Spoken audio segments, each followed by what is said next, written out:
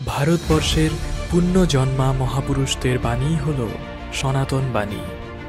অমৃতের পুত্রদের এই বাণী আমাদের জীবনকে পবিত্র করুক।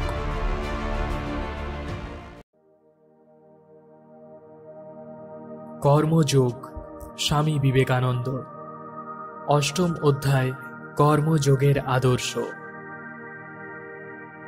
বেদান্ত ধর্মের মহান ভাব এই যে আমরা বিভিন্ন পথে সেই একই চরম লক্ষ্যে উপনীত হইতে পারি।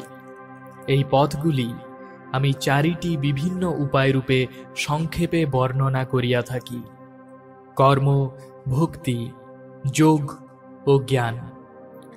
কিন্তু সঙ্গে সঙ্গে তোমাদের যেন মনে থাকে যে এই বিভাগ খুব ধরা বাঁধা নয়, অত্যন্ত পৃথক নয়, প্রত্যেকটি অপরটির সহিত মিশিয়া যায়। তবে প্রাধান্য অনুসারে এই বিভাগ এমন লোক বাহির করিতে পারিবে না, কর্ম করার শক্তি ব্যতীত যাহার অন্য কোনো শক্তি নাই, যে শুধু ভক্ত ছাড়া আর কিছু নয়, অথবা যাহার শুধু জ্ঞান ছাড়া আর কিছু নেই। বিভাগ কেবল মানুষের গুণ বা প্রবণতার প্রাধান্যে। আমরা দেখিয়াছি শেষ পর্যন্ত এই চারিটি পথ একই ভাবের অভিমুখী হইয়া মিলিত হয়। সকল ধর্ম এবং সাধন প্রণালী আমাদিগকে সেই এক চরম লক্ষ্যে লইয়া যায়।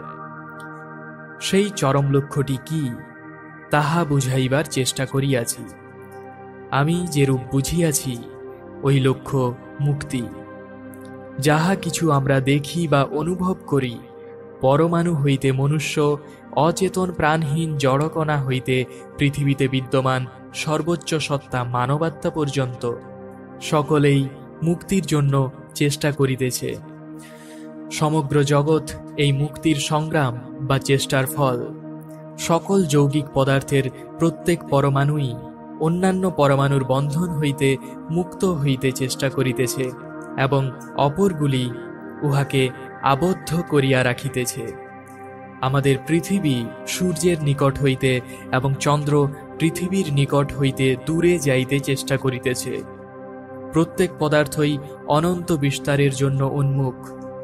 আমরা জগতে যা কিছু পদার্থ দেখিতেছি, এই জগতে যত কার্য বা চিন্তা আছে, সব কিছুর একমাত্র ভিত্তি এই মুক্তির চেষ্টা। ইহারই প্রেরণায় সাধু উপাসনা করেন এবং চোর চুরি করে।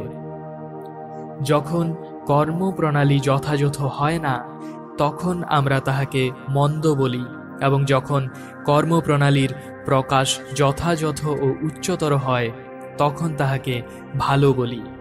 কিন্তু প্রেরণা উভয়ত্র সমান, সেই মুক্তির চেষ্টা।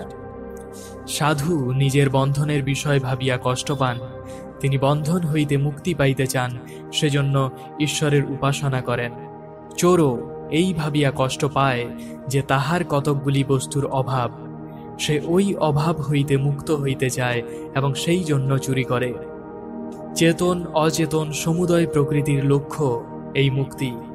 জ্ঞাতসারে বা অজ্ঞাতসারে সমগ্র জগৎ ওই মুক্তির জন্য চেষ্টা করিয়া চলিয়াছে। অবশ্য সাধুর ঈপ্সিত মুক্তি চোরের বাঞ্ছিত মুক্তি হইতে সম্পূর্ণরূপে পৃথক।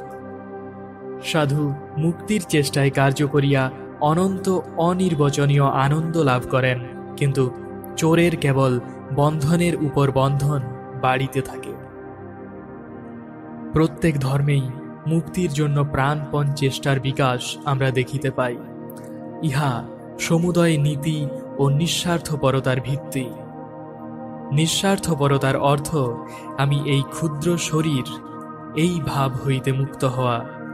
যখন আমরা দেখিতে পাই কোনো লোক ভালো কাজ করিতেছে, পরোপকার করিতেছে, তখন বুঝিতে হইবে সেই ব্যক্তি আমি ও আমার রূপ ক্ষুদ্র বৃত্তের ভিতর আবদ্ধ থাকিতে চায় না। এই স্বার্থপরতার গণ্ডির বাহিরে যাওয়ার কোনো সীমা নাই। চরম স্বার্থত্যাগ সকল বড় বড় নীতিশাস্ত্রের লক্ষ্য বলিয়া প্রচারিত। মনে করো, একজন এই চরম স্বার্থত্যাগের অবস্থা লাভ করিল, তখন তাহার কি হইবে?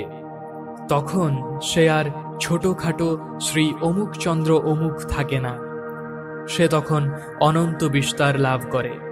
পূর্বে তাহার যে ক্ষুদ্র ব্যক্তিত্ব ছিল তাহা একেবারে চলিয়া যায়, সে তখন অনন্ত স্বরূপ হইয়া যায়। এই অনন্ত বিস্তৃতি সকল ধর্মের, সকল নীতি শিক্ষার ও দর্শনের লক্ষ্য। ব্যক্তিত্ববাদী যখন এই তত্ত্বটি দার্শনিকভাবে উপস্থাপিত দেখেন, তখন ভয়ে শিহরিয়া ওঠেন। নীতি প্রচার করিতে গিয়া তিনি নিজেই আবার সেই একই তত্ত্ব প্রচার করেন। তিনিও মানুষের নিঃস্বার্থপরতার কোনো সীমা নির্দেশ করেন না। মনে করো, এই ব্যক্তিত্ববাদ মতে এক ব্যক্তি সম্পূর্ণ স্বার্থশূন্য হইলেন, তাহাকে তখন অপর সম্প্রদায়ের পূর্ণ সিদ্ধ ব্যক্তি হইতে পৃথক করিয়া দেখিব কি করিয়া? তিনি তখন সারা বিশ্বের সহিত এক হইয়া যান।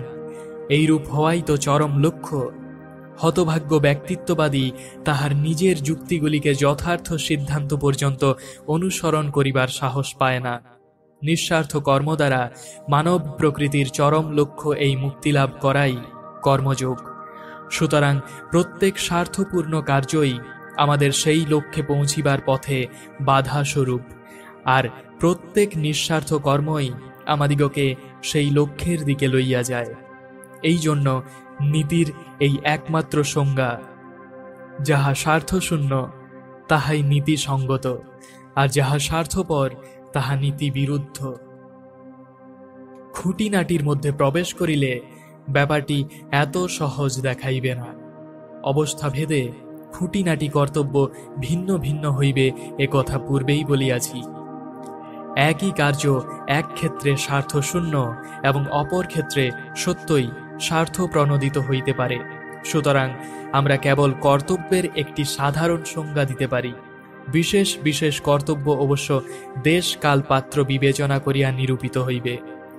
এক দেশে এক প্রকার আচরণ নীতিসঙ্গত বলিয়া বিবেচিত হয়, অপর দেশে আবার তাহাই অতিশয় নীতি বিগর্হিত বলিয়া গণ্য হইয়া থাকে। ইহার কারণ পরিবেশ পৃথক। সমুদয় প্রকৃতির চরম লক্ষ্য মুক্তি, আর এই মুক্তি কেবল পূর্ণ নিঃস্বার্থপরতা হইতেই লাভ করা যায়। আর প্রত্যেক স্বার্থশূন্য কার্য, প্রত্যেক নিঃস্বার্থ চিন্তা, প্রত্যেক নিঃস্বার্থ বাক্য আমাদিগকে ওই আদর্শের অভিমুখে লইয়া যায়। সেই জন্যই ওই কার্যকে নীতিসঙ্গত বলা হয়। ক্রমশ বুঝিবে, এই সংজ্ঞাটি সকল ধর্ম এবং সকল নীতিশাস্ত্র সম্বন্ধেই খাটে। নীতি তত্ত্বের মূল সম্বন্ধে অবশ্য বিভিন্ন দেশে বিভিন্ন ধারণা থাকিতে পারে। কোনো কোনো প্রণালীতে নীতি কোনো উন্নততর পুরুষ অর্থাৎ ভগবান হইতে প্রাপ্ত বলিয়া উল্লিখিত। যদি জিজ্ঞাসা করো মানুষ কেন এ কাজ করিবে এবং ও কাজ করিবে না, উত্তরে ওই সকল সম্প্রদায়ের ব্যক্তিগণ বলিবেন, ইহাই ঈশ্বরের আদেশ। কিন্তু যেখান হইতেই তাহারা ইহা পাইয়া থাকুন না কেন, তাহাদের নীতি তত্ত্বের মূল কথা নিজের চিন্তা না করা, অহংকে ত্যাগ করা। এই প্রকার উচ্চ নীতি তত্ত্ব সত্ত্বেও অনেকে তাহাদের ক্ষুদ্র ব্যক্তিত্ব ত্যাগ করিতে ভয় পান। যে ব্যক্তি এই রূপে ক্ষুদ্র ব্যক্তিত্বের ভাব আঁকড়াইয়া থাকিতে চায়, তাহাকে বলিতে পারি, এমন একজনের চিন্তা করো যে সম্পূর্ণ নিঃস্বার্থ, যাহার নিজের জন্য কোনো চিন্তা নাই, যে নিজের জন্য কিছু করে না, যে নিজের পক্ষে কোনো কথা বলে না। এখন বলো দেখি, তাহার নিজত্ব কোথায়? যতক্ষণ সে নিজের জন্য চিন্তা করে, কাজ করে বা কথা বলে, ততক্ষণই সে তাহার নিজেকে বোধ করে। সে যদি কেবল অপরের সম্বন্ধে, জগতের সকলের সম্বন্ধে সচেতন থাকে, তাহা হইলে তাহার নিজত্ব কোথায়? তাহার নিজত্ব তখন একেবারে লোপ পাইয়াছে।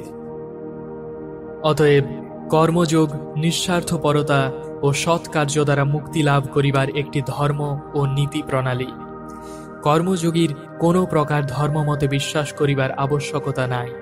তিনি ঈশ্বরে বিশ্বাস না করিতে পারেন, আত্মা সম্বন্ধে অনুসন্ধান না করিতে পারেন, অথবা কোনো প্রকার দার্শনিক বিচারও না করিতে পারেন, কিছুই আসে যায় না। তাহার বিশেষ উদ্দেশ্য নিঃস্বার্থপরতা লাভ করা, এবং তাহাকে নিজ চেষ্টাতেই উহা লাভ করিতে হইবে।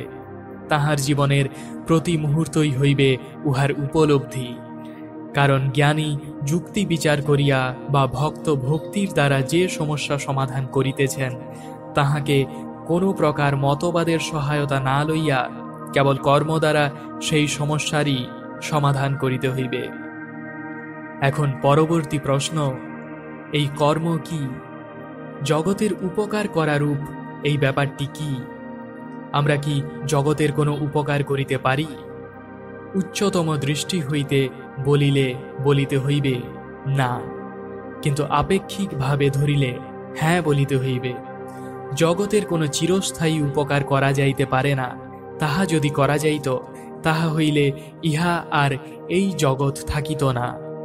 আমরা 5 মিনিটের জন্য কোনো ব্যক্তির ক্ষুধা নিবৃত্ত করিতে পারি, কিন্তু সে আবার ক্ষুধার্ত হইবে। আমরা মানুষকে যাহা কিছু সুখ দিতে পারি, তাহা ক্ষণস্থায়ী মাত্র। কেহই এই নিত্য আবর্তনশীল সুখ দুঃখ রাশি একেবারে চিরকালের জন্য দূর করিতে পারে না। জগতে কি কাহাকেও কোনো নিত্য সুখ দেওয়া যাইতে পারে? না, তাহা দেওয়া যাইতে পারে না। সমুদ্রের কোথাও গহ্বর সৃষ্টি না করিয়া একটি তরঙ্গও তুলিতে পারা যায় না। মানুষের প্রয়োজন ও লোভের অনুপাতে জগতে ভালোর সমষ্টি বরাবর একই প্রকার, সর্বদাই সমান। উহা বাড়ানো বা কমানো যায় না। বর্তমান কাল পর্যন্ত পরিজ্ঞাত মনুষ্য জাতির ইতিহাস আলোচনা করো, সেই পূর্বের মতোই সুখ দুঃখ আনন্দ বেদনা পদমর্যাদার তারতম্য দেখিতে পাই নাকি? কেহ ধনী, কেহ দরিদ্র, কেহ উচ্চ পদস্থ, কেহ নিম্ন পদস্থ, কেহ সুস্থ, কেহ বা অসুস্থ, তাই নয় কি?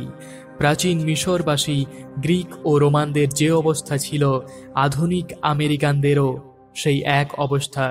জগতের ইতিহাস যতটা জানা যায়, তাহাতে দেখিতে পাই মানুষের অবস্থা বরাবর একই প্রকার।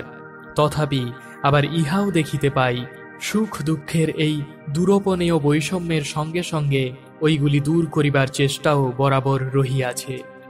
ইতিহাসের প্রত্যেক যুগেই এমন সহস্র সহস্র নরনারী জন্মগ্রহণ করিয়াছেন, যাহারা অপরের জীবনের পথ সহজ করিবার জন্য কঠোরভাবে কাজ করিয়াছেন।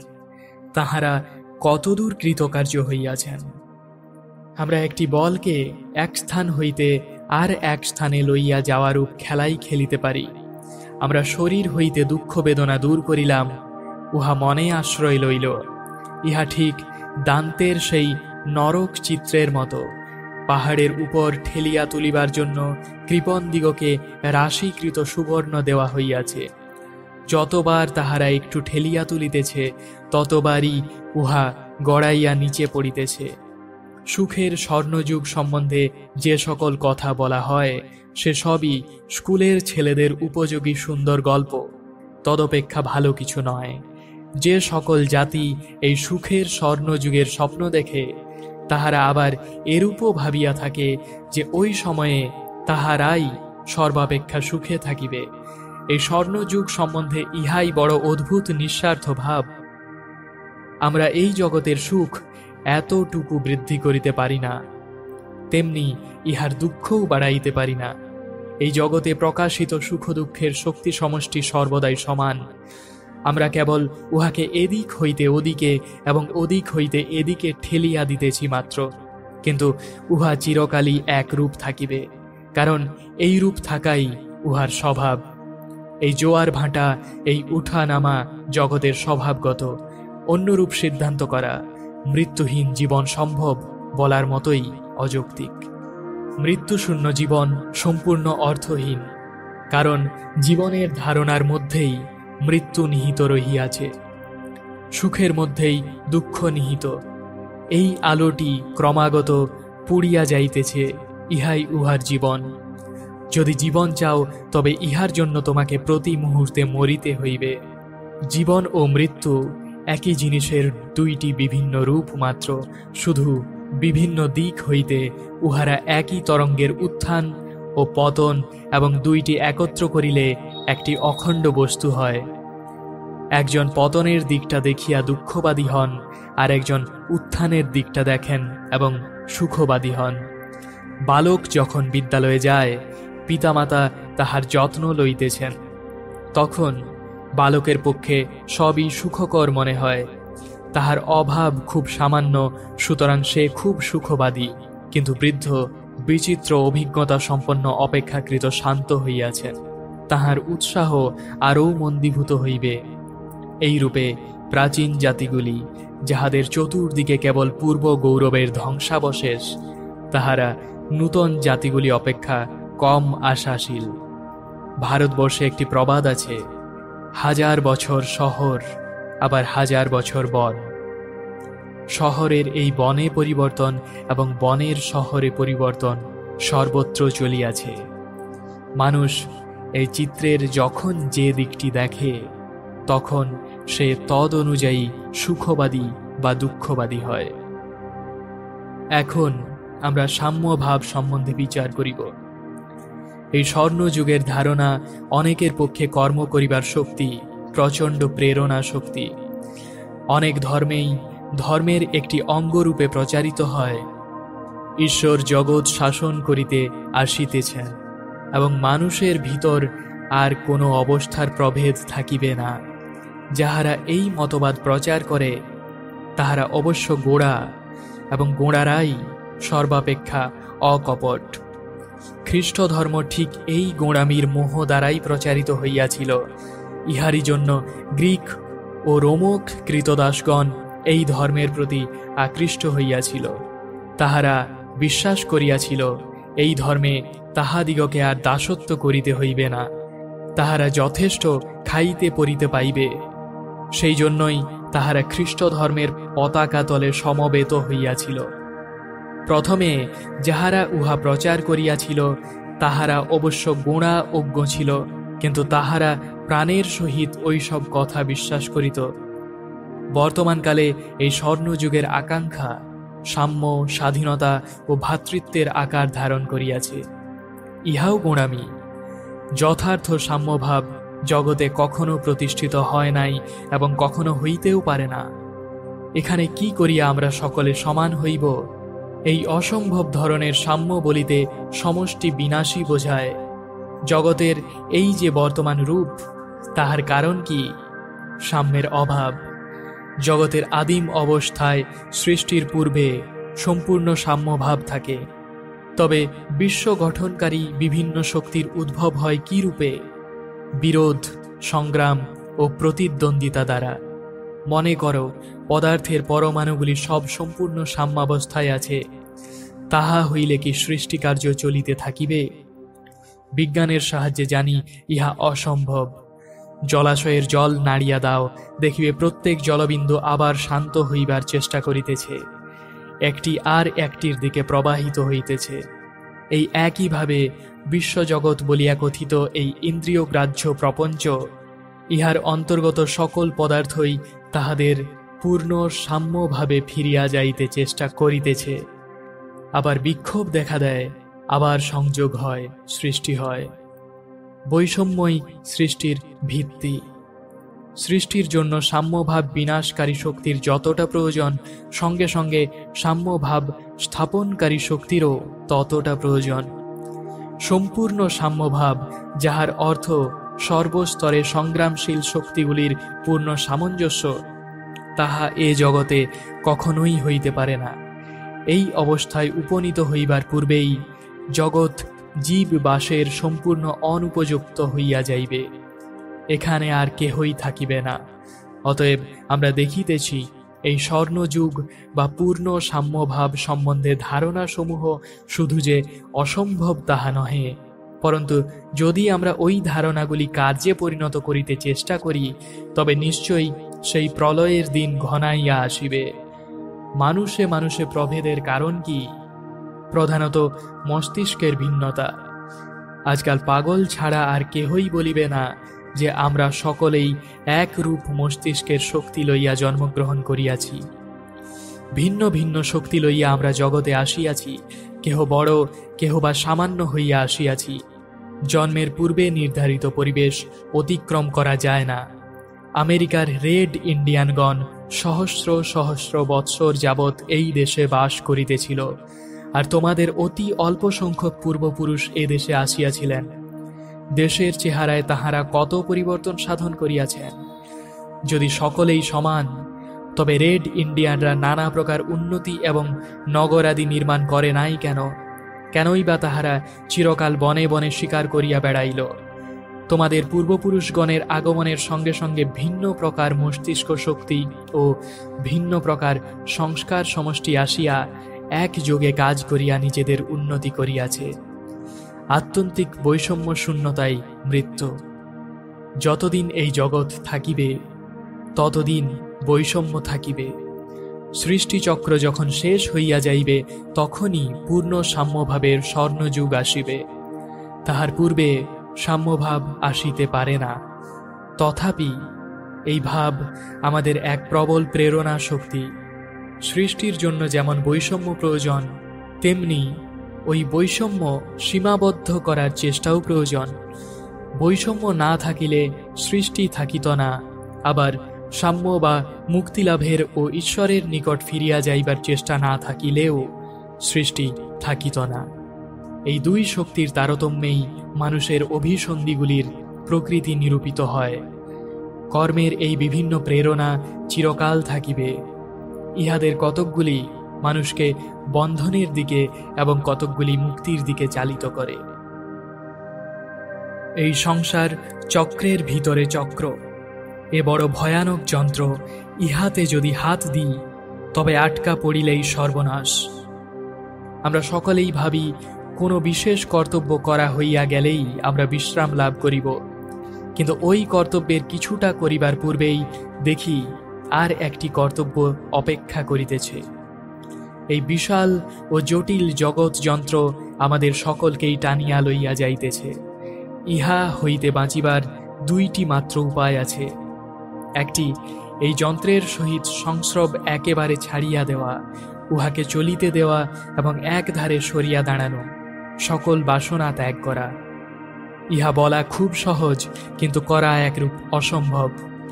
2 কোটি লোকের মধ্যে একজন ইহা করিতে পারে কিনা জানি না। আর একটি উপায়, এই জগতে ঝাঁপ দিয়া কর্মের রহস্য অবগত হওয়া। ইহাকেই কর্মযোগ বলে। জগৎ যন্ত্রের চক্র হইতে পলায়ন করিও না, উহার ভিতরে থাকিয়া কর্মের রহস্য শিক্ষা করো। ভিতরে থাকিয়া যথাযথভাবে কর্ম করিয়াও এই কর্মচক্রের বাহিরে যাওয়া সম্ভব। এই যন্ত্রের মধ্য দিয়াই ইহার বাহিরে যাইবার পথ। আমরা এখন দেখিলাম কর্ম কি। কর্ম প্রকৃতির ভিত্তির অংশবিশেষ। কর্মপ্রবাহ সর্বদাই বহিয়া চলিয়াছে। যাহারা ঈশ্বরে বিশ্বাসী, তাহারা ইহা আরও ভালোরূপে বুঝিতে পারেন, কারণ তাহারা জানেন ঈশ্বর এমন একজন অক্ষম পুরুষ নন যে তিনি আমাদের সাহায্য চাহিবেন। যদিও এই জগৎ চিরকাল চলিতে থাকিবে, আমাদের লক্ষ্য মুক্তি, আমাদের লক্ষ্য স্বার্থশূন্যতা। কর্মযোগ অনুসারে কর্মের দ্বারাই আমাদিগকে ওই লক্ষ্যে উপনীত হইতে হইবে।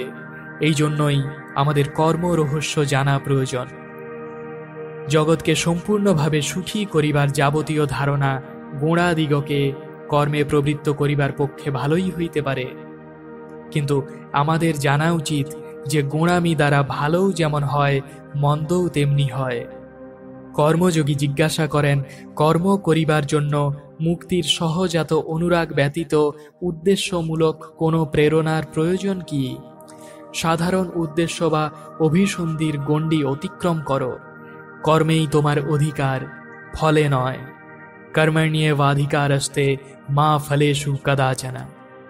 কর্মযোগী বলেন, মানুষ এ তত্ত্ব অবগত হইয়া অভ্যাস করিতে পারে। যখন লোকের উপকার করিবার ইচ্ছা তাহার মজ্জাগত হইয়া যাইবে, তখন আর তাহার বাহিরের কোনো প্রেরণার প্রয়োজন থাকিবে না। লোকের উপকার কেন করিব? ভালো লাগে বলিয়া। আর কোনো প্রশ্ন করিও না। ভালো কাজ করো, কারণ ভালো কাজ করা ভালো।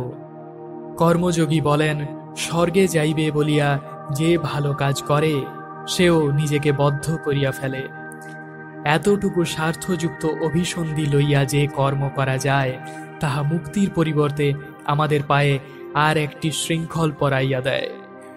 যদি আমরা মনে করি এই কর্ম দ্বারা আমরা স্বর্গে যাইব, তাহা হইলে আমরা স্বর্গ নামক একটি স্থানে আসক্ত হইব। আমাদিগকে স্বর্গে গিয়া স্বর্গ সুখ ভোগ করিতে হইবে, উহা আমাদের পক্ষে আর একটি বন্ধন স্বরূপ হইবে। অতএব একমাত্র উপায় সমুদয় কর্মের ফল ত্যাগ করা, অনাসক্ত হওয়া। এইটি জানিয়া রাখো, জগৎ আমরা নয়, আমরাও এই জগৎ নই।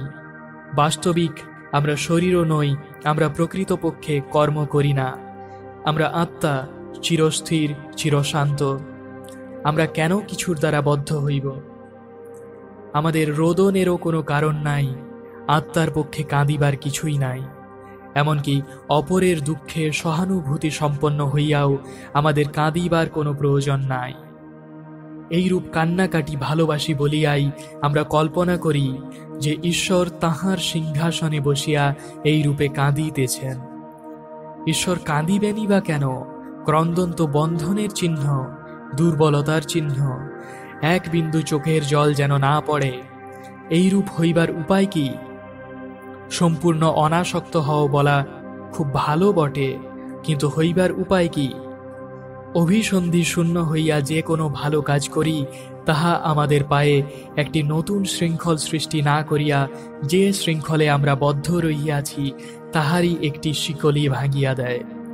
আমরা প্রতিদানে কিছু পাইবার আশা না করিয়া যে কোনো সৎচিন্তা চারিদিকে প্রেরণ করি, তাহাও সঞ্চিত হইয়া থাকিবে, আমাদের বন্ধন শৃঙ্খলের একটি শিকলি চূর্ণ করিবে, এবং আমরা ক্রমশই পবিত্রতর হইতে থাকিব, যতদিন না পবিত্রতম মানবে পরিণত হই। কিন্তু লোকের নিকট ইহা যেন কেমন অস্বাভাবিক এবং অত্যন্ত দার্শনিক এবং কার্যকর অপেক্ষা বেশি তাত্ত্বিক বলিয়া বোধ হয়। আমি ভগবত গীতার বিরুদ্ধে অনেক যুক্তিতর্ক পড়িয়াছি। অনেকেই বলিয়াছেন, অভিসন্ধি বা উদ্দেশ্য ব্যতীত মানুষ কাজ করিতে পারে না। ইহারা গোঁড়ামির প্রভাবে কৃতকর্ম ব্যতীত কোনো নিঃস্বার্থ কার্য কখনো দেখে নাই, সেই জন্যই এইরূপ বলিয়া থাকে। উপসংহারে অল্প কথায় তোমাদের নিকট এমন এক ব্যক্তির বিষয়ে বলিব, যিনি কর্মযোগের এই শিক্ষা কার্যে পরিণত করিয়াছেন। সেই ব্যক্তি বুদ্ধদেব।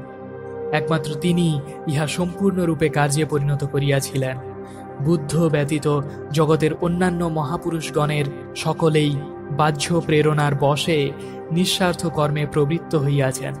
কারণ এই একটি ব্যক্তি ছাড়া জগতের মহাপুরুষগণকে দুই শ্রেণীতে বিভক্ত করা যাইতে পারে। এক শ্রেণী বলেন তাহারা ঈশ্বরের অবতার, পৃথিবীতে অবতীর্ণ হইয়াছেন। অপর শ্রেণী বলেন তাহারা ঈশ্বরের প্রেরিত বার্তাবহ। উভয়েরই কার্যের প্রেরণা শক্তি বাহির হইতে আসে। আর যত উচ্চ আধ্যাত্মিক ভাষা ব্যবহার করুন না কেন, তাহারা বহির্জগৎ হইতেই পুরস্কার আশা করিয়া থাকেন। কিন্তু মহাপুরুষগণের মধ্যে একমাত্র বুদ্ধই বলিয়াছিলেন, আমি ঈশ্বর সম্বন্ধে তোমাদের ভিন্ন ভিন্ন মত শুনিতে চাই না। আত্মা সম্বন্ধে সূক্ষ্ম সূক্ষ্ম মতবাদ বিচার করিয়াই বা কি হইবে?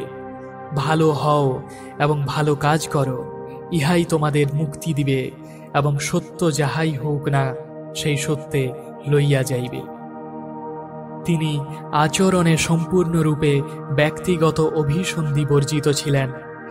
আর কোন মানুষ তাহা অপেক্ষা বেশি কাজ করিয়াছেন? ইতিহাসে এমন একটি চরিত্র দেখাও, যিনি সকলের উপরে এত ঊর্ধ্বে উঠিয়াছেন। সমুদয় মনুষ্য জাতির মধ্যে এইরূপ একটি মাত্র চরিত্র উদ্ভূত হইয়াছে, যেখানে এত উন্নত দর্শন ও এমন উদার সহানুভূতি। এই মহান দার্শনিক শ্রেষ্ঠ দর্শন প্রচার করিয়াছেন, আবার অতি নিম্নতর প্রাণীর জন্যও গভীরতম সহানুভূতি প্রকাশ করিয়াছেন। নিজের জন্য কিছুই দাবি করেন নাই। বাস্তবিক তিনি আদর্শ কর্মযোগী। সম্পূর্ণ অভিসন্ধি শূন্য হইয়া তিনি কাজ করিয়াছেন। মনুষ্য জাতির ইতিহাসে দেখা যাইতেছে, যত মানুষ পৃথিবীতে জন্মগ্রহণ করিয়াছেন, তিনিই তাহাদের মধ্যে শ্রেষ্ঠ। হৃদয় ও মস্তিষ্কের অপূর্ব সমাবেশ, অতুলনীয় বিকশিত আত্মশক্তির শ্রেষ্ঠ দৃষ্টান্ত। জগতে তিনি প্রথম একজন মহান সংস্কারক। তিনি প্রথম সাহসপূর্বক বলিয়াছেন, কোনো প্রাচীন পুঁথিতে কোনো বিষয়ে লেখা আছে বলিয়া বা তোমার জাতীয় বিশ্বাস বলিয়া অথবা বাল্যকাল হইতে তোমাকে বিশ্বাস করিতে শেখানো হইয়াছে বলিয়াই কোনো কিছু বিশ্বাস করিও না। বিচার করিয়া তারপর বিশেষ বিশ্লেষণ করিয়া যদি দেখো উহা সকলের পক্ষে উপকারী, তবেই উহা বিশ্বাস করো। ওই উপদেশ মতো জীবন যাপন করো এবং অপরকে ওই উপদেশ অনুসারে জীবন যাপন করিতে সাহায্য করো। যিনি অর্থ, যশ বা অন্য কোনো অভিসন্ধি ব্যতীতই কর্ম করেন, তিনি সর্বাপেক্ষা ভালো কর্ম করেন। এবং মানুষ যখন এরূপ কর্ম করিতে সমর্থ হইবে, তখন সেও একজন বুদ্ধ হইয়া যাইবে এবং তাহার ভিতর হইতে এরূপ কর্মশক্তি উৎসারিত হইবে, যাহা জগতের রূপ পরিবর্তিত করিয়া ফেলিবে। এরূপ ব্যক্তি কর্মযোগের চরম আদর্শের দৃষ্টান্ত।